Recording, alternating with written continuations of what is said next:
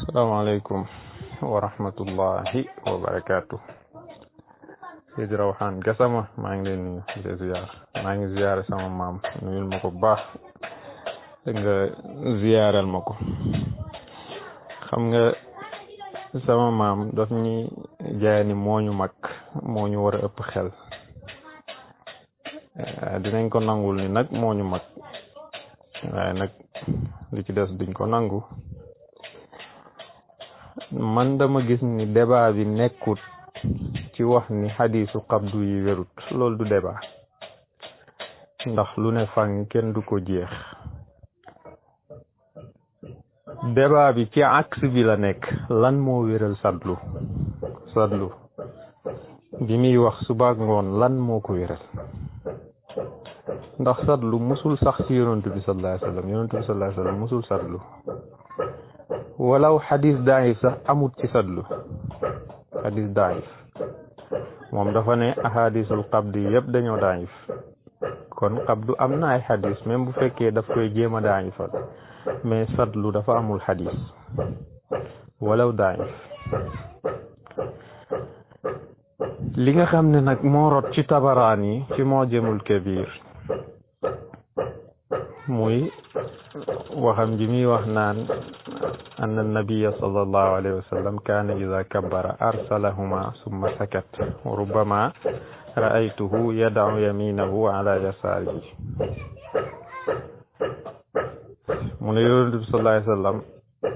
su kabbaraan dafa daan yoor ay loxoom ginnaaw gi mu noppi wala dafa daan yoor rek après mu noppi. mu ne amaan na sax ma gis ko mu jël loxo ndeyjooram teg ci loxo càmmoñam. nasu xadis bi mooy xaddasana Abdullah ibnu Ahmad ibnu Hanbal xaddasana Salih ibnu Abdillah Tirmizi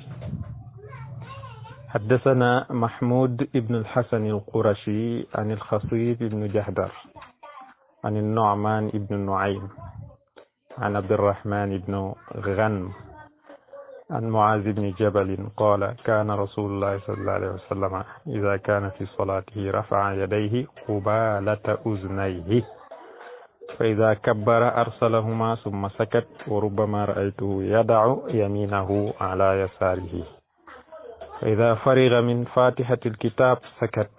فإذا ختم السورة سكت ثم يرفع يديه قبالة أذنيه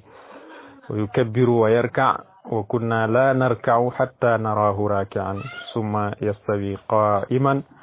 في من ركوعه حتى يأخذ كل عضو مكانه ثم يرفع يديه قبالة أذنيه ويكبر ويخر ساجدا وكان يمكن جبهته وأنفه من الأرض ثم يقول كأنه السهم لا يعتمد على يديه وكان إذا جلس في آخر صلاته اعتمد على فخذه اليسرى ويده اليمنى على فخذه اليمنى ويشير بأصبعه إذا دعا وكان إذا سلم أسرع القيام. حديث بنيلة لما صحلك حديث بموي dafa wax ni maanaam ginnaaw sanad bi dafa wax ni yonent bi sallallahu alayhi wa sallam saa yu daan julli day yëkkati ay loxoom ba mu tolloog ay noppam mu kàbbar wàcce ay loxoom noppi tuuti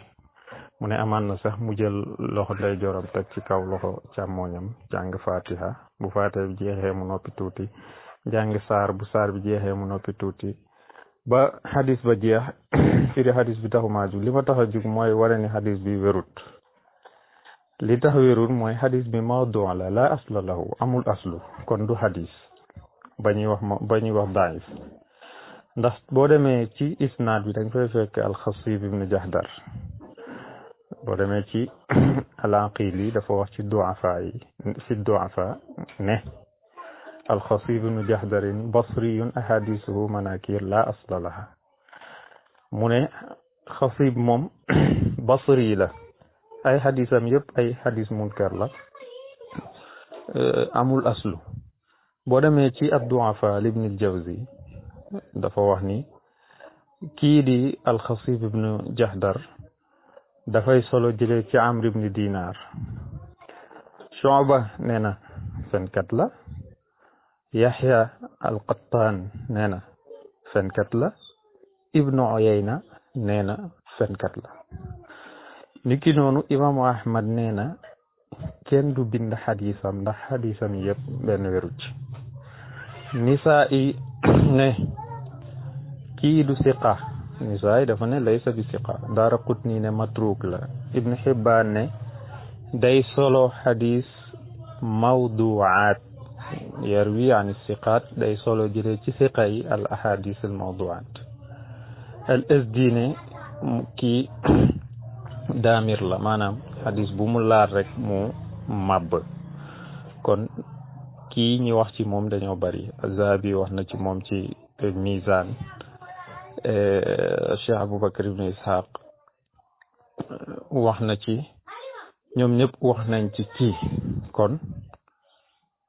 benn ngi noonu ci xadis yi sadlukat yi di sukkandiku te du xadis débat bi foofu la war a posé wu lan mooy saxal sadlu loolu mooy débat bi xadisul musiu salaa xadis boobu amul lenn loo xam ne dañ ko ci gis ñu di ko ci jàngee loo xam ne day saxal xabdu amul ci day saxal sadlu amul ci loo xam ne dañ ko ciy jàngee yi tamit ñu ne yonent bi sallallahu alayhi wa sallam daf ci junju xabdu amul ci liñ ci mën a jàngatee mooy yonent bi sallallahu alayhi wa sallam dafa am yum tudd am yum bàyyi lim tudd ak lim bàyyi li waral mu bàyyi dafa doon jàngal waa ji julli bi ixtisaar ci tënk moo tax yaatalul ndax gisoo mu wax li ñuy wax bu ñuy rukkoo gisoo mu wax li ñuy wax bu ñuy sujjóot gisoo yenn détails yi ci julli mu détaillé ko loolu moo waral mu tënkee noonu hadis boobu waaye nag boo demee ci ay téere yu bari ñi dëggal sadlu hadis bi la ñuy ngoy te hadis bi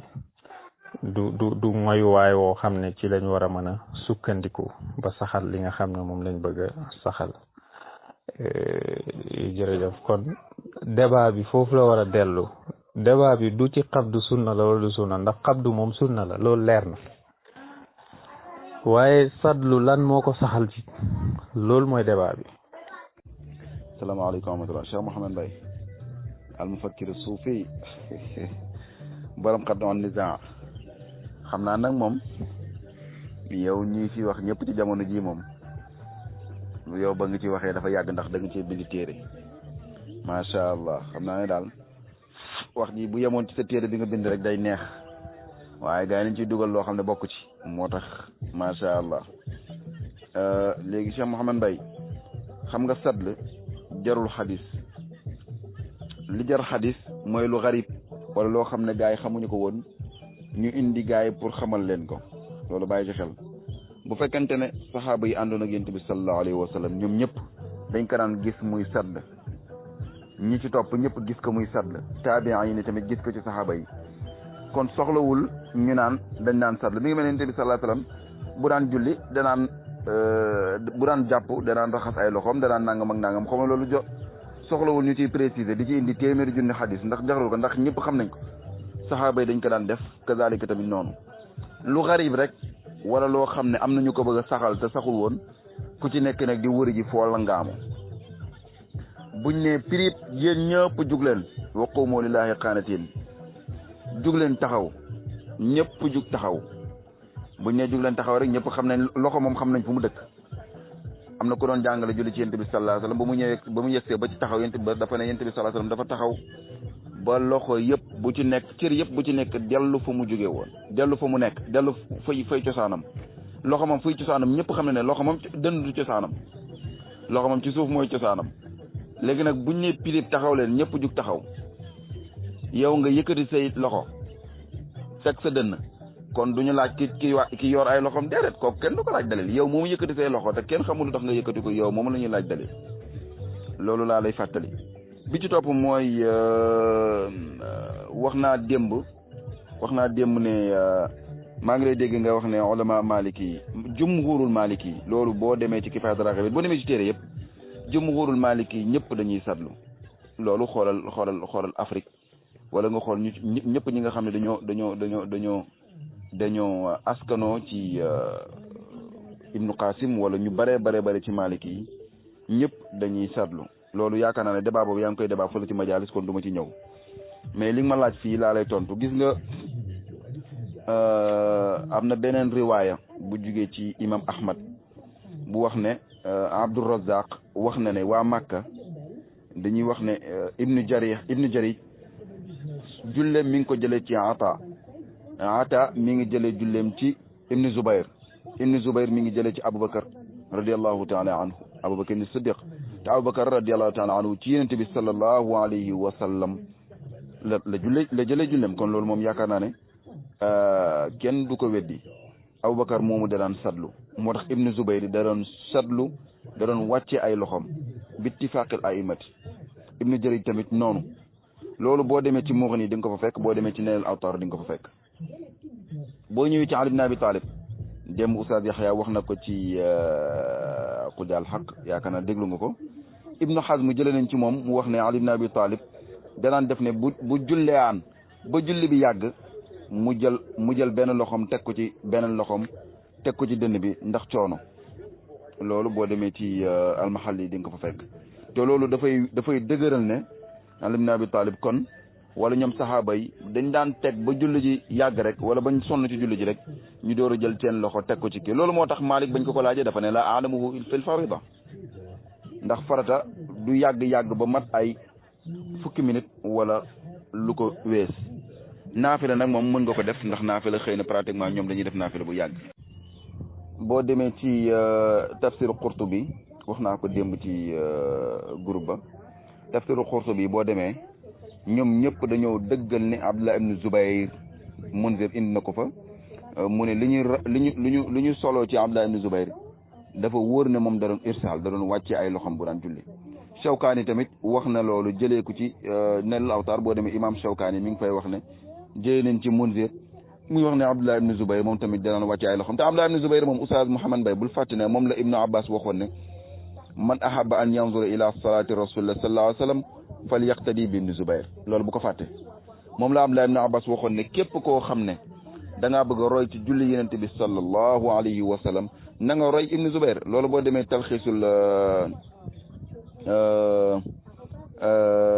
talxiisul xabir yaakaar naa talxiisul xabir wala talxiisul damaa fàtte téere ba nu mu tuddati Ibn Hajar al Asqalaani moom moo ko taalif boo demee di nga ko fa fekk Sunan Abi Daawud tamit boo demee di nga ko fa fekk loolu ay tegtal yu bare bi mu jarat ci li nga xam ne nag moom la ñuy wax nii mooy pas la misaal moom kaana naas yumaruuna kunna numaru iltixaaf boobu ngeen doon bëgg a langaamu démb Yonent bi sallallahu alayhi wa sallam bu defee iltixaaf ça veut dire que man dama yéen dégg ngeen arab bu baax a baax kon yow dégg nga arab bu baax a baax alhamdulilah macha allah iltixaaf nag Oustaz Mouhamed Mbaye wax moom mooy lan léegi est ce que Yonent bi sallallahu alayhi wa sallam bu jiitee waa ji nekk ci ginnaawam Yonent bi sallallahu alayhi wa sallam ok ay mbuubam moom mën naa waat ne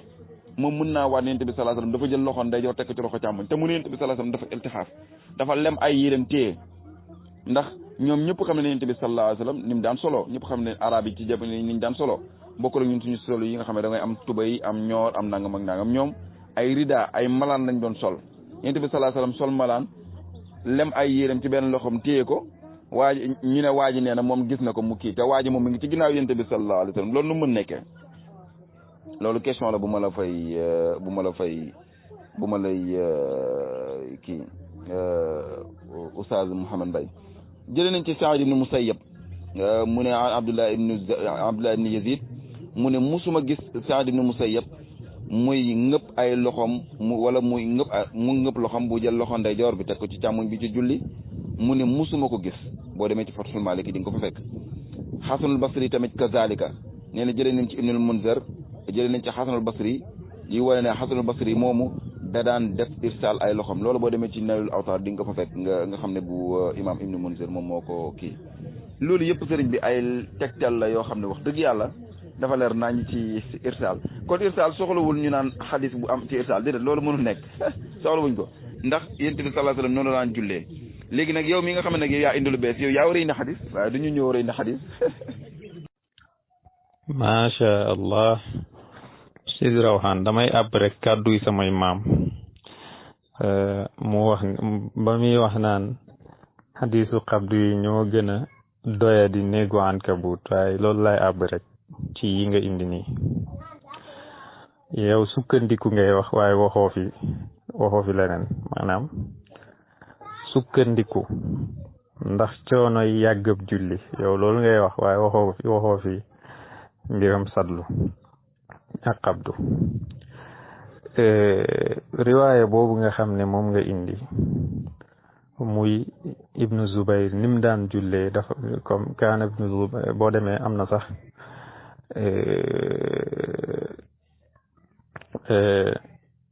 am na nuñ koy waxe sax beneen xadis boo xam ne Affan moo ko nettali mu jëlee ci Yazid ibn Ibrahim mu ne dégg na Amr ibn Dinar mu ne ibnu Zubayr bu daan julli dafa daan kaana yursilu yadayhi dafa daan yor ay loxo xadis boobu mën naa wax ni isnaad bi wér na waaye xadis bi li koy daaneel ak li koy contre mooy li rot ci sunanul kubra bu Bayhaqi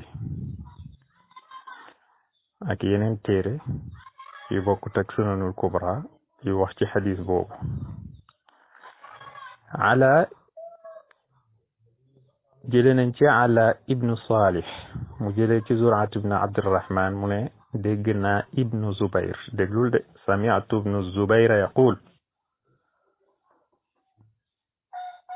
صف القدمين ووضع اليد على اليد من السنة léegi nag tegal ñaari wax yooyu ci ibnu Zubayr صف القدمين maanaam jubbanti tànk yi bañ tolloo ci julli ak teg loxo ci kaw loxo loolu ci sunna la bokk te sanad bii ma lay wax xadis demal ci sunanul Bayhaqi sunanul kubra ci ñaareelu mujallad bi page 46 numéro xadis bi mooy 2334 góori xadis bi yëpp ay siqale Zur'atu moom nga xam ne léeg-léeg am ñu taxaw di ko jéema daal Ibn Hibbaan daf ko tawsiqal te man gisuma ci borom xam-xamu xadis yi ku ko tadaifal gisuma ko ala mboolem contourkat yi dañ koo tawsiqal ala waaw wax nañ ni Ibnul Madini wax na ci moom waaye wax jooju man gisaguma ko kon loolu xadis boobu du xadis bu dëgër boo xam ne mën nga cee taxaw Sidi Rawhan du xadis bu dëgër bii ma la indil moo ko gën a dëgër fuuf waaw ndax ñaari riwaaya bu ñu dajee dañuy xool góor ñi gën a nekk ay siqa ñu gën a nekk ay siqa seen riwaaya la ñuy gën a dëgëral Sidi Rawhan maa ngi lay nuyu di la ziyaar ba tey indi la góoma xadis buy wax ci irsaal de ba tey man kon boog samay dégg-dégg ñoo neexul mais li nga fi wax yëpp indi la góoma xadis buy wax ci irsaal dëgg-dëgg waaw xadis bi ngay wax noonu yonent dafa wag ay yérem wag yére tegtalewut benn yoon xadis bi waxut benn yoon yonent bi sallallahu alayhi wasallam dafa wag ay yéreem téye ko benn loxo loolu moom ci say wax laa ko déggee waaye gisuma ko ci xadis bi man gisuma ko ci xadis bi Seydi Rawhan man daal déggaguma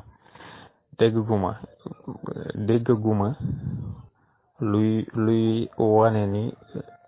yi ngay wax nii lu ci wane luy firndeel sadlu man déggaguma ko wax dëgg yàlla déggaguma ko Seydi Rawhan summa altaxafa bi sawbihi summa wadaa yadahu lyumna ala lyusra falamma arada an yarkaa axraja yadayhi min alsawbi summa rafaahuma aywa summa kabbara fa rakaa فلما قال سمع الله لمن حمد رفع يديه فلما سجد بين كفيه حديث بوbu ngay wax حديث bi isnaad bi wér na lu dul Ibnu Ma'in am na lum ci gaaral mooy li sama maam doon wax di ko leeral muy dégg bi nga xam ne Alqama déggee na ko ci baayam. maa ngi jéggalu appel bi moo dagg li ma doon wax xamatuma sax fi ma yemoon dama ne xadis boobu Sidi Rawhan iltaxafa summa iltaxafa bi sawbihi mooy mu wag ay mbubam rek yow mën ngaa sol sa dara wag ko ba pare xabdu loolu mën naa nekk waaw yonent bi sallallahu alayhi wa sallam ay sër la daan sol ak yooyu loolu moom jàppuma ni lay la waaye ak lu mënta nekk mën ngaa wag say mbubb ba pare jël sa loxo ndeyjoor teg jël ci sa kaw loxo càmmoñ ci sa dënn comme ni ko xadis bi jàngalee summa iltaxafa bi sawbihi mu wag ay mbubbam summa wadaa yadahu al-yumna ala al-yusra la jàngale xadis bi loolu la jàngale jël loxo ndeyjooram teg ci càmmoñam ba mu bëggee rukkoo mu génne ay loxoom rukkoo maanaam kabbar ba pare rukkoo ba mu siggee mu ne sami allahu liman hamida yëkkatiwaat ay loxoom kabbar daal di sujoot ci diggante ñaari tenxam yi hadis bu wér la liñ ciy gaaral rek mooy Alqama mi nga xam ne moo nekk ci sanad bi nga xam ne Alqama Abdul Jabbar dafa jëlee ci Abdul Jabbar ibnu Wa'il dafa jëlee ci Alqama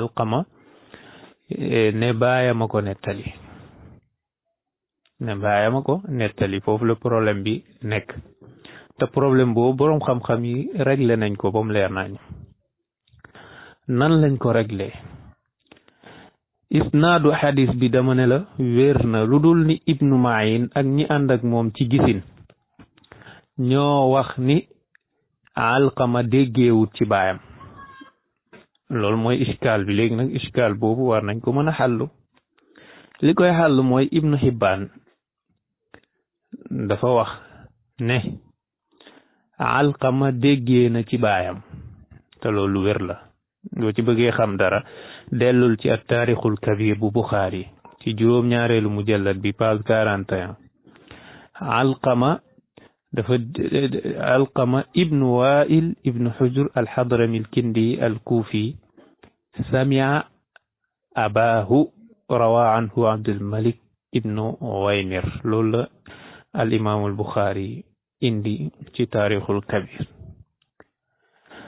ñi nga xam ne nag ñooy kontur loolu dañuy sukkandiku dellu ci ilalu Tirmizi muy wax ni sa'altu Muhammad ibn Ismail hal samia Alqama min abihi laaj naa Muhammad ibn Ismail ndax Alqama déggee na ci baayam mu ne innahu wulida baada mawlidi abi bi sittati ashhur riwaaya bii la sama maam di dëggal te riwaaya bii dama ne wérut Alqama judduwut mukk ci ginnaaw baayam képp ku koy wax da ngaa def tawahum bu Tirmizi def képp kuy wax ne Alqama ci ginnaaw baayam la juddu da ngaa def tawahum bi Tirmizi def laa wax li wér mooy Buxaari dafa ne Buxaari lim doon wax loolu daf ko wax ci xaqu Abdul Jabbar mi nga xam ne mooy frère Alqama moom moo juddu ginnaaw baayam ci juróom benni weer maanaam Abdul Jabbar moo juddu ci ginnaaw baayam juróom benni weer te wax jooju Tirmizi waxoon sax def ci tawahum moom Tirmizi ci boppam dellu na ci ginnaaw boo demee ci sunanu Tirmizi moom saxal na ne Alqama déggee na ci baayam nasu bi mooy lii wa Alqamatu ibnu Wa'il ibnu Hujr samia min abihi wa huwa akbaru min Abdul Jabbar ibnu Wa'ilin wa Abdul Jabbar lam yasma min abihi mu ne Alqamatu ibnu Waa'il ibnu Hujur déggee na ci baayam ndax Alqama moom ak Abdul Jabbar nag moom moo déggeewut ci baayam loolu demal ci sunu Tirmisi di nga ko fa fekk ci ñeenteel mujallad bi page 56 niki noonu Abu Daawud solo na soo demee ci sunu Abu Daawud hadis numéro 957 Nisaa'i noonu inna hadis solo même hadis bi ñu jëlee ko ci Aasim ibnu Kulayb mu jëlee ci baayam jëlee ci Waa'il te isnaad bi mawsuul la bu amut sikk kon hadis bi ngay sukkandiku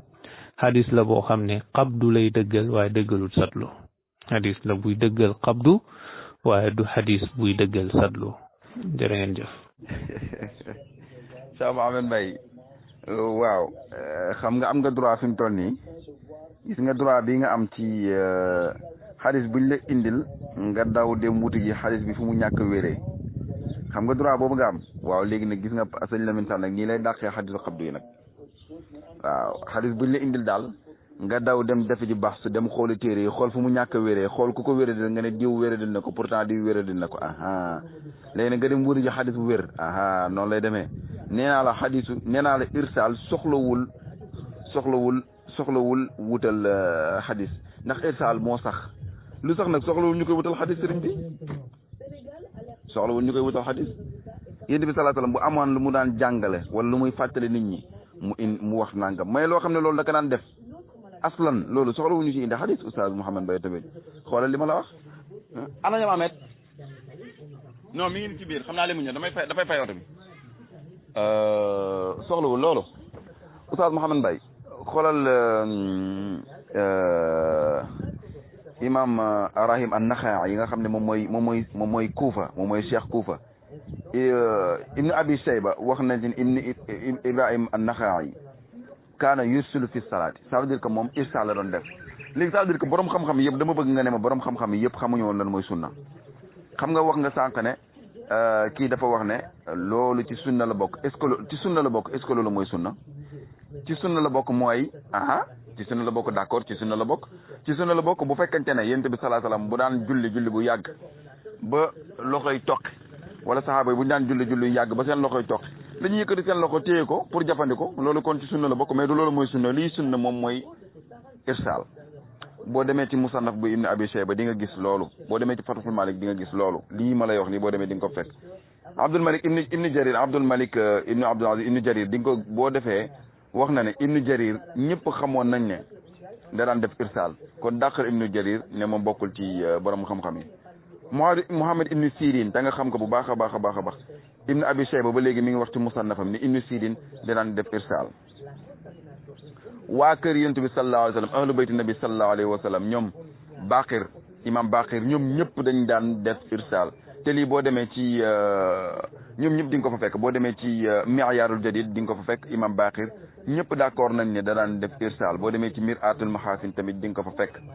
da daan def irsaal waaye ñoom ñëpp dañoo xamul woon sunna ñoom Lays ibn Sa'd da daan irsaal imam Malik ibnu Anas nga xam ne dafa ñëw ci Mudawwana wax naa la ko séegi ni Ibnul Qasim wax lu leer naññi ne Malik même bu ko wutelee buntu la aarifu zalika fi fardida la ko Malik tontu walakin fi nawafil la ba's bihi loolu yaakaar naa ne yaa ma ko gën a xam boo demee ci Mudawwana juz bu njëkk bi 79 safha 79 dugal naa ko démb ci groupe ba gis nga ko imam Suyuti wax na ne Malik laqad xaalafa muwatta'ahu fi 60 mawdi'an lu ñëw doo fay kii bi wala lu ñëw ci Mudawwana lu ñëw ci Muwatta Malik daf koy indi waaye dafay wuuteeg loolu yaakaar naa ne yow yàgg nga kaa jàngale kon jaruñu ci ñëwaat imam Bukhari yi nga xam ne moom daf ko wutal buntu wad'ul yadil yumna bil yusra fi salaati daf ko wutal buntu waaye moom personnellement laa yara anna al qabda min sunani salaati laa yara anna al qabda huwa sunnatu salaati sax hiya sunnatu salaati déedéet waaw jàppul loolu waaw moom imam Bukhari te boo xamee boo kii lu tax jàppul loolu mooy li sëñ Lamine Sall di daal ji boobu ba léegi yéen ngeen bañ ko dégg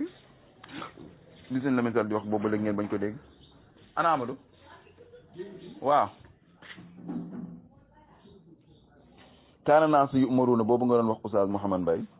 loolu baabu taxfiif la loolu du dara lu dul baabu taxfiif la pour woyefal leen wala pour yombalal leen mbir yi waaw baabu taxfiif la nga xam ne bu fekkee ne dañuy guddal seen taxaw wala ñu guddal seen kii dañuy gis ne dañ daan sonn lool ci kii ñu yëkkati seen loxo teg ko ci seen kaw dund ak yu demee noonu. maa ngi ziar ba xaaral ma waajal tisbaar bi su ma noppee incha allah ma déglu sa audio bu mujj bi ma ñëw ci incha allah. Seydi Rawhan maa ngi lay nuyu di la ziar yow sama sëriñ nga